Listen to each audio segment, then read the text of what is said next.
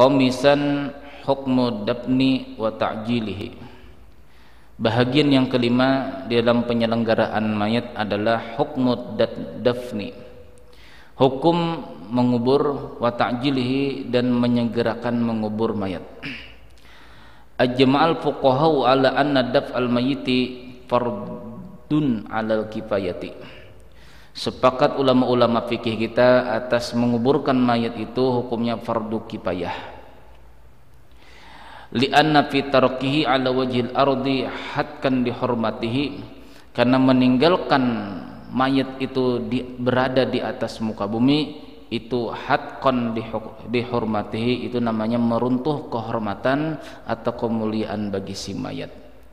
Wa yata'addan nasa min ra'ahatihi, dan akan menyakiti manusia daripada sebab bau mayat tersebut. Wal aslu fihi qaulihi ta'ala, bermula asal atau dalil pada masalah mengubur ini firman Allah Subhanahu wa taala, alam naj'alil ardu kifata ahya'aw wa amwata.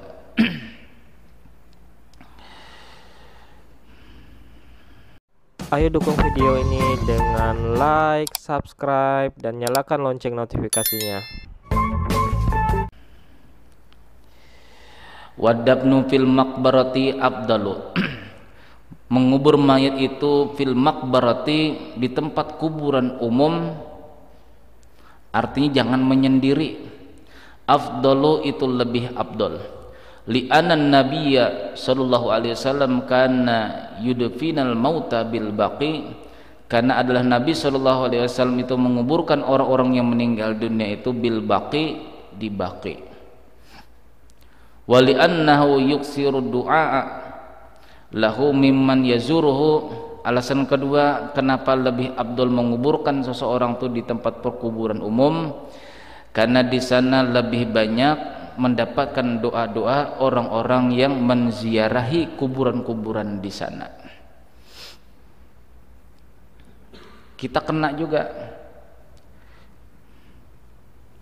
walaupun tidak diniatkan walaupun tidak diniatkan.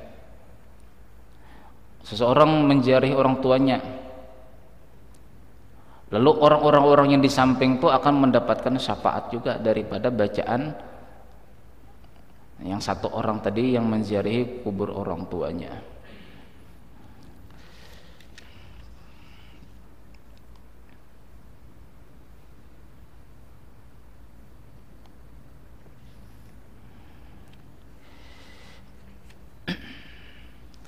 Ad-dafnu fil buyuti yajuzu wa la yuhramu dafnu fil baiti. Adapun mengubur seseorang berada di dalam rumahnya, yajuzu itu dibolehkan. Wala yuhramul dafnu fil baiti, tidak diharamkan mengubur seseorang mayat itu di dalam rumahnya. Li'anna Nabi sallallahu alaihi wasallam dufina fi hijratil Aisyah radhiyallahu anha, karena Nabi sallallahu alaihi wasallam dikuburkan di tempat tidur Sayyidatina Aisyah radhiyallahu anha. Lakinil dafnu fil buyuti li ghairin nabi walau li siqti makruhun, tetapinya mengubur seseorang itu berada di dalam rumahnya itu hukum li ghairin nabi, selain nabi, walau li siqti, sekalipun keguguran, anak yang keguguran, makruhun itu dimakruhkan, makruh saja inilah. Liihtisasihi bil anbiya alaihi salatu wassalam, karena mengubur nabi-nabi di mana beliau berbaring, tempat tidur beliau di sana, dikuburkan di sana, maka itu adalah kekhususan para nabi-nabi alaihi salatu wassalam. Seluruh para nabi di mana beliau tidur, beliau meninggal, di situ pula dikubur. Nah, itu khusus kepada para nabi-nabi. Jadi kalau kita ingin mengubur juga seperti demikianlah, itu hukumnya makruh.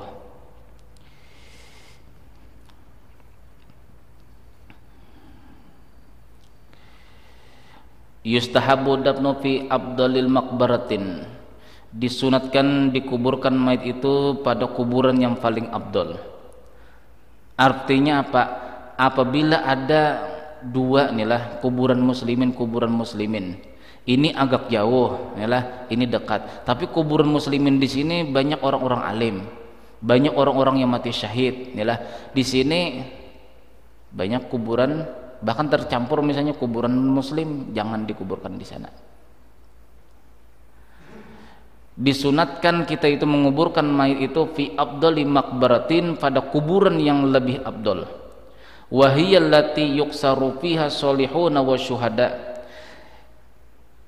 yang kuburan tersebut banyak orang-orang soleh, orang-orang yang mati syahid. Latanalahu barakatuhum, supaya sampai berkah-berkah mereka.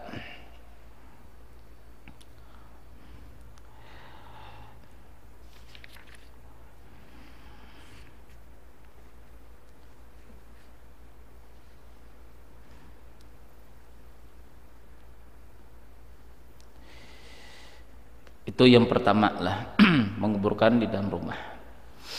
Yang kedua, jam'ul aqaribi fi maudhi'in wahidin, mengumpulkan keluarga dekat di dalam satu tempat kuburan, satu tempat wilayah kuburan, atau satu lokasi lah, satu lokasi. Kita misalnya beli tanah wakaf, beli tanah kuburan, ini khusus nanti aku, istriku, anakku, itu sudah ditandai di sana. Yustahabu ayyujmal aqaribu fi mawadhi'in wahidin, disunatkan bahwasanya dikumpulkan keluarga-keluarga dekat itu fi mawadhi'in wahidin, pada satu tempat. Li'anna Nabi sallallahu alaihi wasallam, nah alasannya karena Nabi sallallahu alaihi wasallam taraka inda ra'sil Utsman bin Ma'zum sakhratan, karena ini perbuatan Nabi inilah. Jadi apabila ada kuburan orang-orang soleh, mending kita ke sana dikuburkan. Kalau kita tidak banyak keluarga di daerah sini. Tapi kalau kita banyak keluarga di sini dan punya tanah tersendiri, nah mendingan tanah tersebut kita bikin alqah, bahasa Banjarnya alqah, tempat kuburan kita sekeluargaan. Karena Nabi SAW pernah memperbuat demikian. Taraka inda ra'si Utsman bin Ma'zum bin Maz'un sakhratan, karena Nabi SAW pernah meletakkan di atas kuburan Utsman bin Maz'un sakhratan, sebuah batu. Wa qala, dan Nabi bersabda, ata'allamu biha qabr akhi, batu ini kata Rasulullah akan sebagai tanda alamat ini kuburan saudaraku, yaitu Utsman bin Maz'un. Wa udfina ilahi man mata min ahlih, dan aku akan menguburkan orang-orang yang termasuk keluargaku di sini. Nah, ditandai dengan batu. Bagaimana hukumnya nisan? Di dalam kitab Ta'lim Muta'alim, dalam kitab Ta'lim Muta'alim itu di antara yang membuat seseorang itu pelupa adalah orang-orang yang banyak membaca nama-nama orang di kuburan. Makanya di zaman Nabi itu tidak ada yang namanya bertuliskan nama-nama, tidak ada. Kita aja di Indonesia inilah, kita aja di Indonesia, coba contohnya di Baqi, di daerah Arab Saudi sana, tidak ada pakai nama. Di antara yang mewaris daripada pakir ilmu, artinya pelupa, adalah orang yang senang membaca nama-nama nisan kuburan seseorang. Dibacanya, wah ini tetanggaku kemarin, coba cari cari anaknya. Nah, ini anaknya kemarin, cari lagi sini. Ini untuk apa dicari-cari? Itu termasuk mewaris daripada pakir ilmu. Artinya kita ini sering pelupa, menaruh kunci di kantong lupa, sampai di depan rumah mana kunci, dibawa istri mungkin aja, padahal kunci di kantong. Nah, dibikin lupa. Jadi Nabi SAW itu pernah menandai kuburan saudara beliau Utsman bin Maz'un, ini saudara angkatnya, itu dengan batu. Wali anna dzalika ashalu li ziyaratihim, tujuan mengumpulkan satu lokasi inilah keluarga-keluarga itu supaya lebih mudah untuk menziarahi. wa aktsaru litarahumi alaihim, dan lebih banyak berkasih sayang terhadap mereka. Jelaslah. Sadisan yang keenam, sifatul kuburi wa ihtiramuha. Sifat-sifat kubur, wa ihtiramuha, dan kehormatan-kehormatan kuburan. Yang pertama, aqalul qabri hufratun tumna'ur raihatu wa sub'u an nabshi tilkal hufrati liuqlil mayyiti. Ukuran paling minimal kuburan itu adalah hufratun tumna'ur raihatu, kuburan lubang yang bisa mencegah daripada bau mayat. Satu. Yang kedua, wasubu'u, dan binatang buas, an-nabshiti kal hufrati, daripada membongkar kuburan tersebut. Liuqlil mayiti, sehingga bisa memakan daripada bangkai si mayat. Satu. Itu paling minimal. Yang kedua, wa yundabu inda jumhuri ghairal malikiyati ayyusi'a tulan wa ardan, disunatkan menurut tiga madhab, Imam Abu Hanifah, Imam Syafi'i, dan Imam Ahmad bin Hambal, ghairal malikiyati, selain Imam Malik, apa yang disunatkan, ayyusa'a tulan wa ardan, diluaskan panjangnya, wa ardan, dan lebarnya, wa yu'ammaqa, dan didalamkan, bi ayyuzada fi nuzulihi, supaya mudah diturunkan mayat tersebut. Karena ada hadis Nabi SAW, ihfiru wa ausi'u wa a'miku, gali, kata Rasulullah, diluaskan dan diperdalam. Wali anna ta'miqal qabri anfa'a li zuhuri rahiyati allati tastadurru bihal ahya'a. Karena memperdalam kuburan itu lebih menutup daripada keluarnya bau si mayat yang bisa memudaratkan kepada orang-orang yang hidup di atasnya. Wa ab'adu liqudrati wahsyi ala nabshihi, dan lebih menjauhkan daripada binatang buas untuk menggalinya. Nabi SAW pernah bersabda, kata diriwayatkan daripada Imam Baihaqi, lil huffari, bagi penggali kubur, ausi' min qabli ra'si, luaskan, kata Rasulullah, luaskan yang sekitaran daripada kepala mayat, wa min qabli rijlaini, dan luaskan lagi, kata Rasulullah, daripada sekitaran kakinya.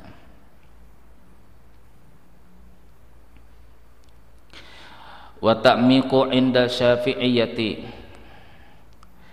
wa aktsarul hanabilatu, diperdalam itu menurut Imam Syafi'i lah, qadru qamatin wa bastatin min rajulin mu'tadalatin, kadar dalamnya kuburan itu adalah ukurannya qamatin, yang pertama setinggi badan kita. Kalau misalnya tinggi kita minimal 1,1 meter setengah lah, 1,5 meter.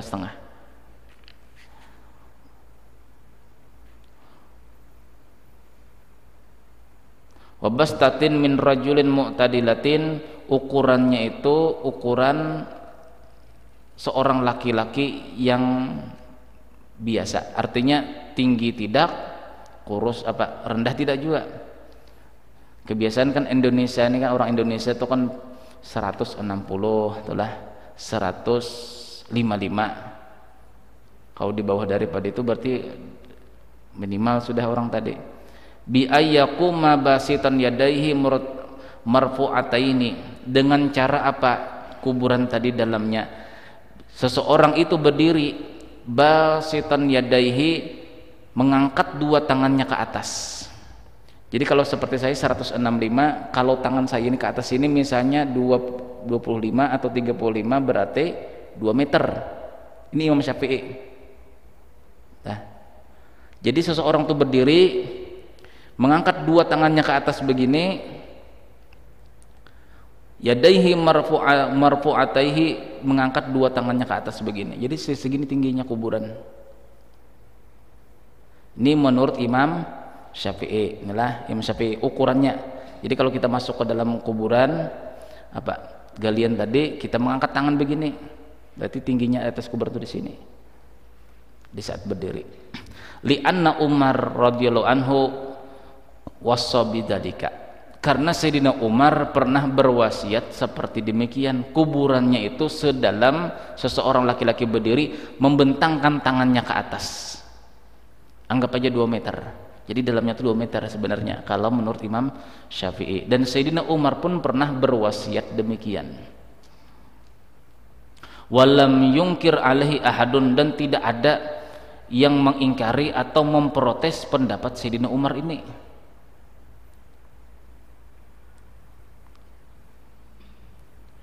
Wa qala Ahmad bin Hambal, Imam Ahmad bin Hambal, itu Imam Syafi'i adalah. Wa qala Ahmad, berkata Imam Ahmad bin Hambal, yu'maqul qabru ila sadri. Nah, dalamnya, kata Imam Ahmad bin Hambal, dalamnya kuburan itu sekedar ila sadri, tingginya sedada sini. Jadi kalau kita masuk kuburan, tingginya tanah yang di atas segini aja. Kalau kita lebih lagi lah, angkat tangan lagi. Sekitar berapa meter nih lah? 1 meteran lebih sedikit lah, kalau sampai dada sini lah. Ar-rajulu wal mar'atu fi dzalika sawaun, baik laki-laki, kata Imam Ahmad bin Hambal, ataupun perempuan, sama ukurannya, sebatas tinggi dada kita yang masuk ke dalam kuburan. Nah, ini yang kebanyakan kita pakai lah, yang kebanyakan kita pakai. Padahal ini pendapat Imam Ahmad bin Hambal, bukan Imam Syafi'i. Imam Syafi'i tadi tinggi lagi, hampir 2 meter hitungannya. 2 sudahlah, menurut Imam Syafi'i dan menurut Imam Ahmad bin Hambal. Wa indal Hanafiyati, menurut Imam Abu Hanifah, miqdaru nisfi qomatin, ukurannya, kata Imam Abu Hanifah, itu separuh orang berdiri. Jadi kalau saya misalnya 170 misalnya lah, dibagi 2, berarti berapa?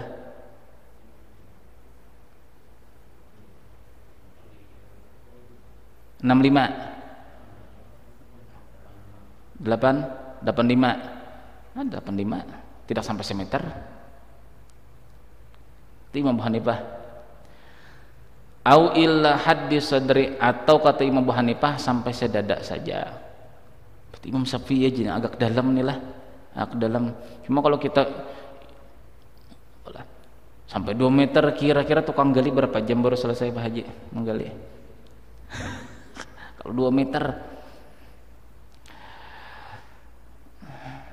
Kalau di sini kita binatang buas tidak ada jualan, beda orang yang dikuburkan di dalam hutan. Nah, mau tidak mau kita 2 meter.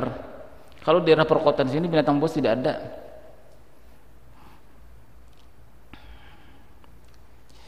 Wa in zada miqdaru qamatin fahuwa ahsanu. Jadi kata Imam Abu Hanifah, jikalau ukurannya itu satu laki-laki yang berdiri, maka itu lebih baik lagi. Fa'adna nisfu qamati, sepaling kurang adalah ukurannya separuh orang berdiri. Wal a'la qamatu. 3 sudahlah, 3. Imam Syafi'i, nah, tinggi inilah, tinggi dalam hampir 2 meter. Imam Ahmad bin Hambal sampai dada. Imam Abu Hanifah separuh tinggi orang berdiri.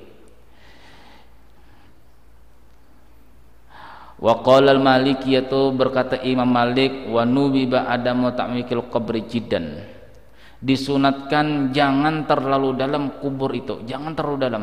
Bal bahkan qadru zira'i faqat idza kana lahdan, bahkan sekadar satu hasta. Satu hasta itu sekitar 45 cm, tidak sampai setengah meter. Nah,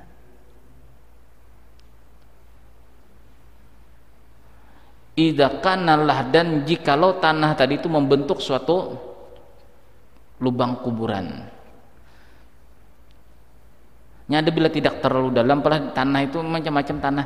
Bila tidak terlalu dalam, jatuhan di atas ini. Bila dalam, kuat, karena di bawah tanah itu ada yang pengerasnya, itulah ada yang paling bawah itu ada yang keras tanah. Wal lahdu bi ittifaqi fuqaha afdalu minasyaqi. Ada namanya liang lahat. Nah, ada yang namanya liang lahat, ada yang namanya syaqu. Ini ada dua. Jadi yang namanya liang lahat ini yang paling afdol. Tapi liang lahat ini dilihat apalah.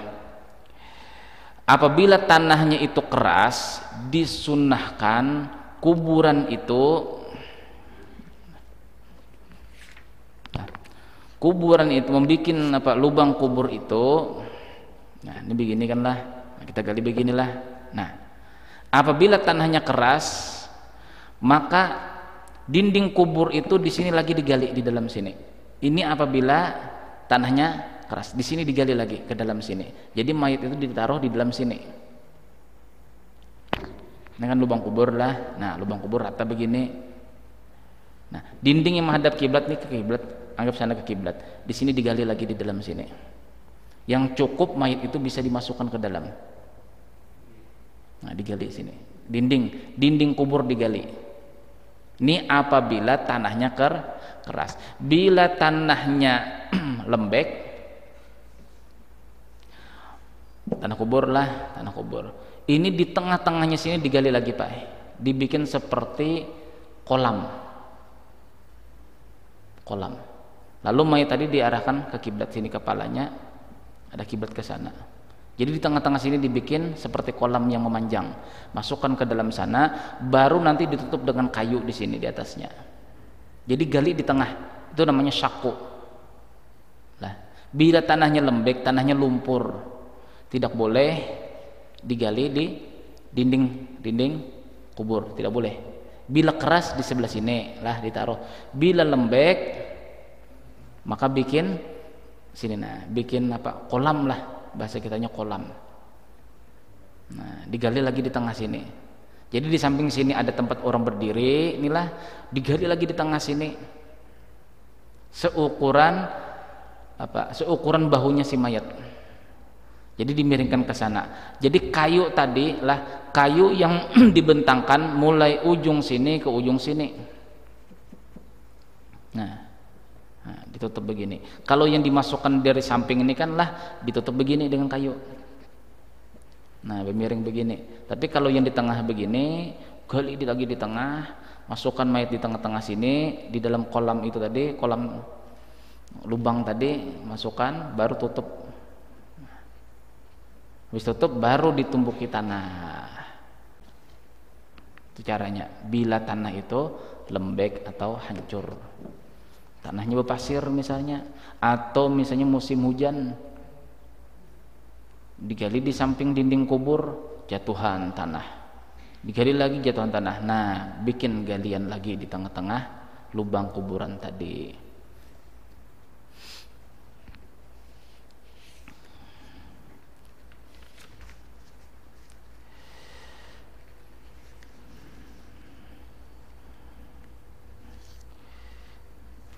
Wa yusqafu alaihi bibilatin aw hijaratin aw labinin aw hasyabin wa nahwiha. Apabila tanah kuburan tadi itu lembek, maka wa yuqsafu alaihi bibilatin, maka disunatkan ditutup di atasnya dengan lantai. Aw hijaratin atau dengan batu, bisa dengan batu. Aw hasyabi aw labinin atau daripada tanah kuning, au hasyabin atau kayu, au nahwiha atau yang selain daripadanya. Wa yurfa'u saqfu qalilan bihaitsu la yamassul mayyita. Diangkatkan atap yang kuburan yang di bawah tadi inilah. Memang tidak ada contoh gitu inilah. Nah, kan dinding kubur sinilah. Nah, digali di dalam sini. Nah, bikin galian lagi di dalam sini, itu ukurannya kita bisa menaruh kayu dari samping sini ke samping sini, menutup ukurannya. Bihaitsu la yamassul mayyita, dengan bisa diperkirakan tidak menyentuh akan mayat. Wa yukrahu syaqqu indal hanabilati. Nah, ini permasalahannya satu. Dimakruhkan yang namanya syaqqu. Syaqqu itu artinya menggali menggali lubang lagi di tengah-tengah kuburan. Indal Hanabilati, menurut Imam Ahmad bin Hambal, sekalipun tanahnya lembek tetap di dinding kubur, kata beliau. Kalau kita sepakat nih lah, mazhab Abu Hanifah, Imam Malik, Imam Syafi'i itu sepakat apabila tanah kubur itu keras maka di samping dinding digali lagi ke dalam. Apabila tanahnya lembek, lubang tadi itu digali lagi, bikin seperti kolam, masukkan di sana mayat. Itu menurut 3 mazhab, Abu Hanifah, Imam Malik, dan Imam Syafi'i. Nah, menurut Imam Ahmad bin Hambal, tetap tanahnya lembekkah tidak lembekkah, tetap di samping diambil. Karena ada sabda Nabi Shallallahu Alaihi Wasallam. Alasan beliau inilah alasan beliau. Allahdu lana wasyaqqu li ghairina. Bermodal liang lahat, artinya liang lahat itu adalah menggali lubang di samping dinding kubur, itu lahat namanya. Wasyaqqu, adapun menggali lubang lagi di tengah-tengah kuburan, li ghairina, kata Rasulullah, bukan untuk golongan kami umat Nabi Muhammad. Ini alasan Imam Ahmad bin Hambal tetap keras, bahwasanya tanah itu keraskah lembekkah tetap dinding kubur. Kekhawatiran kita mazhab Imam Syafi'i, inilah kekhawatiran kita, kenapa harus dibawa begini. Kalau tanahnya lembek, kita bikin dinding kubur di sini lah, bikin lubang lagi di dinding kubur di sini, kita masukkan, tanahnya lembek, jatuh begini, terjepit mayat tadi, terjepit. Itu yang dikhawatirkan oleh Imam Syafi'i, Imam Abu Hanifah, dan Imam Malik. Kalau Imam Ahmad bin Hanbal tetap aja, kata beliau, yang namanya menggali kuburan, menggali lubang lagi di tengah-tengah kuburan, di tengah lubang kuburan, itu tetap makruh hukumnya. Karena ada sabda Nabi, liang lahat itu untuk kita umat Islam, wasyaqqu, dan menggali lubang lagi di tengah-tengah lubang kuburan, itu li ghairina, bukan untuk kita umat Islam. Itu diriwayatkan oleh Imam Abu Dawud dan Imam Tirmidzi di dalam kitab beliau. Jadi jangan apa istilahnya lah, jangan saling berdebat nih lah, jangan berdebat. Wah, itu untuk orang non muslim aja tuh menggali kuburan itu menggali lubang lagi di tengah-tengah kuburan itu untuk non muslim. Untuk orang Islam tuh adalah liang lahat, menggali lubang di samping dinding kuburan. Nah, jangan berdebat. Mungkin dia ikut pendapat daripada Imam Ahmad bin Hambal.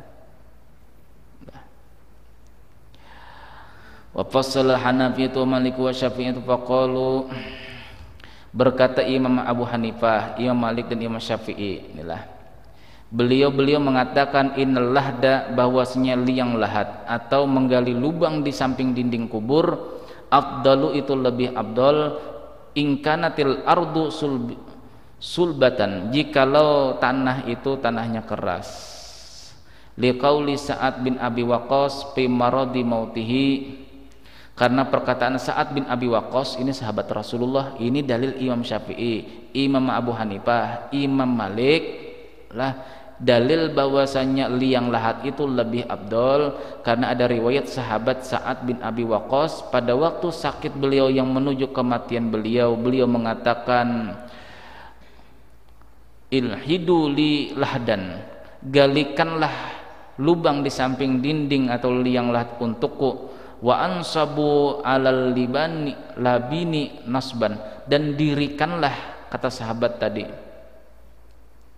akan suatu tanah, gundukan tanah, gumpalan tanah, adalah nasban, yang berdiri, supaya mayat ini tidak tertelentang. Kan harus menghadap kiblat nih lah, harus menghadap kiblat. Kama fa'ala bi Rasulillah sallallahu alaihi wasallam. Fa in kanatil ardu rukhwatan, apabila tanah itu lembek atau lumpur, pasyaqqu abdalu, maka yang lebih abdul itu adalah menggali lubang di tengah-tengah lubang kuburan, itu lebih abdul.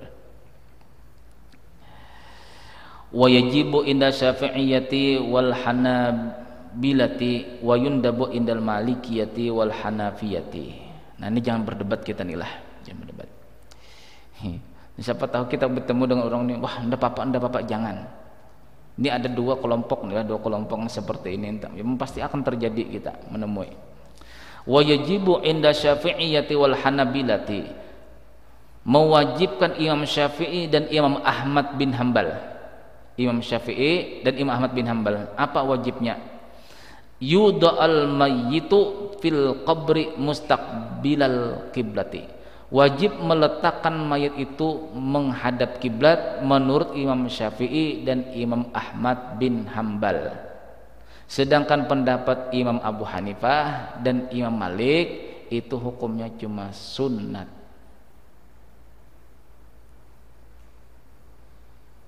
Jadi misalnya pada waktu mulai ditutup kubur tadi itulah, lubang kubur tadilah, ternyata bergerak mayat tadi, nah terlentang begitu. Jadi kata orang, biarkan aja sudah, tidak apa-apa juga, sunat juga. Nah mungkin dia mengikuti pendapat Imam Abu Hanifah dan Imam Malik. Cerita daripada Abdullah ibnu Mas'ud inilah yang terdapat di dalam kitab di dalam kitab Al-Yawaqit. Apabila seseorang yang mabuk, kata beliau, orang yang mabuk dikuburkan menghadap kiblat. Apabila seseorang yang mabuk belum 40 hari meninggal dunia, mabuk tanggal 1 misalnya, tanggal 1 Januari mabuk, belum habis 40 hari, artinya tanggal 10 Februari, belum sempat tanggal 10 Februari, mungkin tanggal 5 atau 6 Februari orang itu meninggal dunia. Orang mabuk nih. Apabila kamu kuburkan, kata Imam Abdullah ibnu Mas'ud, kamu hadapkan dia ke kiblat, kemudian kamu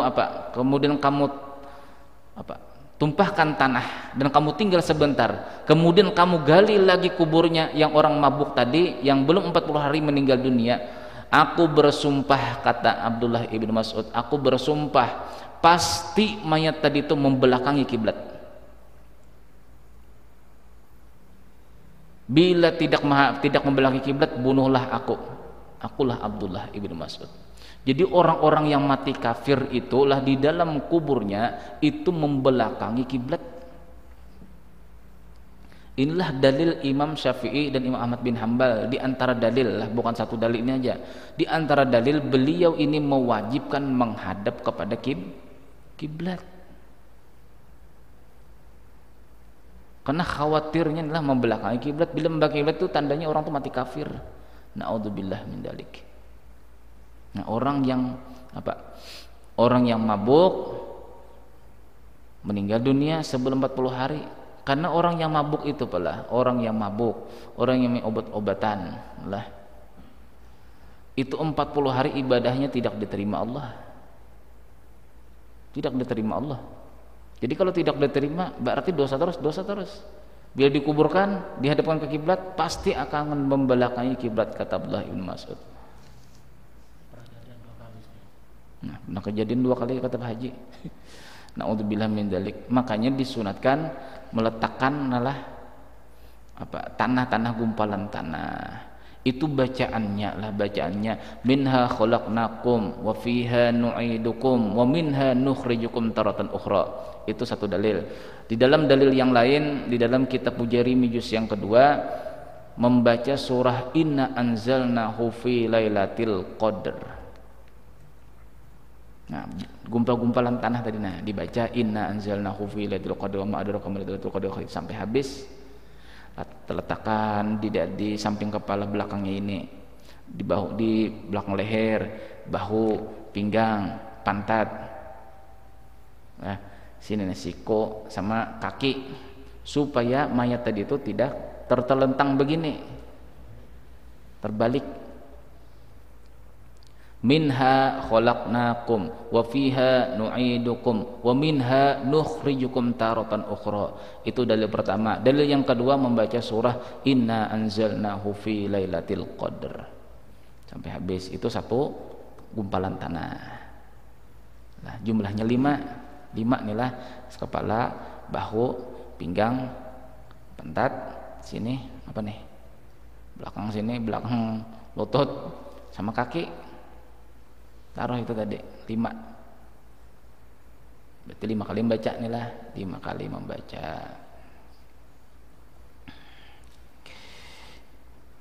Jadi wajib itulah. Wa yusnadu wajhu ila jidaril qabri wa yusnadu jahruhu bi ballatin wa nawiha. Disandarkan wajah si mayat itu menuju dinding kubur. Nah, dahinya lah, hidungnya itu disunatkan mencium dinding kubur, disentuhkan hidung sama dahinya. Jangan sekedar dibuka, kain kapan sekedar dibuka. Makanya ya itu tadilah. Wallahu alam bisawab, yang kuburan masal yang kena penyakit itu lah, ndak tahu cara nguburnya bagaimana. Apakah dibukanya kah tali pocongnya tadi tuh, lalu disandarkannya kah dahi sama hidung si mayat tadi ke dinding liang lahat tadi. Wallahu alam bisawab.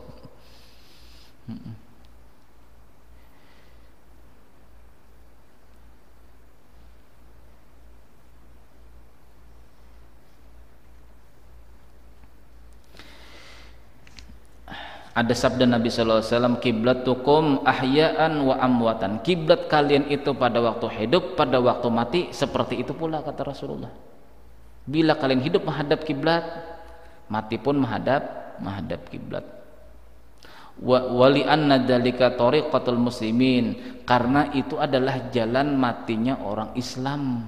Nah, makanya karena demikian Imam Syafi'i dan Imam Ahmad bin Hanbal mewajibkan dihadapkan ke kiblat. Menurut Imam Hanafi dan Imam Maliki itu hukumnya cuma sunat. Binaqlil khalafi anis salaf, karena sudah diambil daripada ulama-ulama khalaf, ulama mutaakhirin. Beliau-beliau ini mengambil daripada ulama-ulama salaf. Wali an Nabi sallallahu alaihi wasallam hakada dupina, dan Nabi sallallahu alaihi wasallam pun dikuburkan demikian pula menghadap ke kiblat. Nah, cuma ini kita perlu perhatikan nih lah, yang perlu kita perhatikan. Di waktu kita memasukkan mayat ke kubur, kan kemarin tuh ada bacanya Allahumma ajirha, apa kemarin doanya nih lah, lupa juga. Allahumma ajirha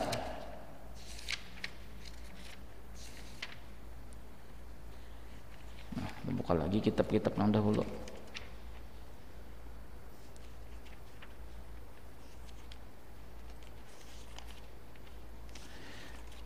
Kita minta perlindungan kepada Allah Ta'ala untuk si mayat tadi. Allahumma ajirha min syaitan, yalah, ya Allah selamatkanlah dia daripada syaitan, karena dalam kubur masih ada syaitan, Bay. Bagi orang-orang yang bertauhid, yalah, orang-orang yang bertauhid namun maksiat zahirnya masih ada, itu nanti akan digoda oleh syaitan. Syaitan akan menyerupai bentuk rupa dirinya. Pada waktu malaikat Munkar Nakir bertanya, "Marabbuka, siapa Tuhan kamu?" Maka syaitan yang menyerupai wajah kita itu akan mengaku, ini Tuhan, ini Tuhan.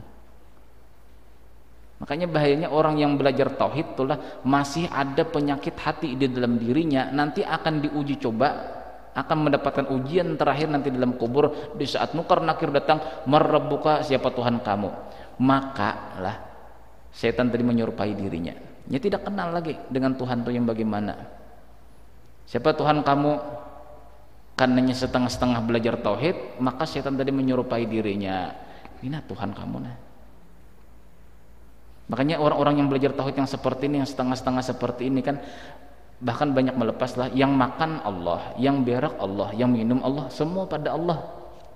Di dalam akuan dirinya ini yang bahaya. Orang yang masih ada akuan lah, yang masih ada akuan-akuan di dalam dirinya beribadah atau apa juga pun, itu bahayanya setan yang nanti akan menyerupai dirinya, yang mengaku-ngaku nanti aku ada Tuhan kamu. Maka nah ya unggut-unggut mayat tadi, naudzubillah, itu ujian bagi orang belajar tauhid. Ujian orang-orang yang tidak belajar tauhid malah jauh lagi, tidak bisa menjawab. Ini masih mending bisa menjawab, lah masih mending. Coba orang yang tidak belajar tauhid sama sekali tidak bisa menjawab. Ya Allah ya Rabbi.